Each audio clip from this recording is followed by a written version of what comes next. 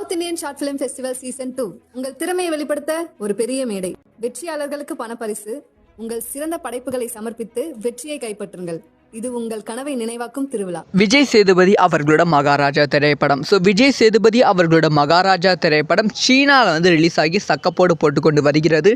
இது வரைக்கும் அதாவது ரிலீஸ் ஆகி 7 நாட்கள் ஆகிவிட்டது. இந்த 7 நாட்கள் எவ்வளவு கலெக்ஷன் பண்ணியிருக்கு அப்படிங்கிற ரிப்போர்ட் கிடைச்சிருக்கு. ஒவ்வொரு நாளும் எவ்வளவு கலெக்ஷன் பண்ணியிருக்கு அப்படிங்கிற ரிப்போர்ட் ரொம்ப டீட்டெயிலாக பேசிடலாம்.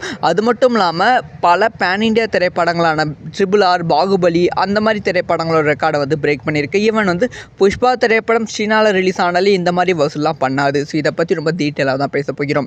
மகாராஜா திரைப்படம் ரிலீஸ் ஆகி 7 நாட்கள் ஆகிறது. புஷ்பாவில் தமிழகத்தில் ரிலீஸ் ஆகி சக்கப்பேடு போட்டு கிட்டத்தட்ட 100 கோடிக்கு மேலே வசூல் செய்தது. சீனாவில் 40,000 ஸ்க்ரீனில் மகாராஜா திரைப்படத்தை ரிலீஸ் பண்ணியிருக்காங்க. முதல் நாள் 4 கோடி மட்டும்தான் கலெக்ஷன் பண்ணியிருந்தது.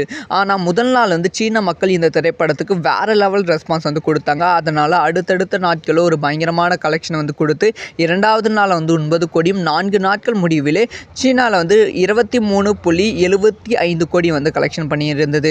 இந்த திரைப்படத்தோட ப்ரீவியூ ஷோவில் 5.38 கோடி ரூபாய் கலெக்ஷன் பண்ணியிருந்தது. இப்போ 5வது நாளில் 3.59 கோடி ரூபாய் கலெக்ஷன் பண்ணியிருக்கு.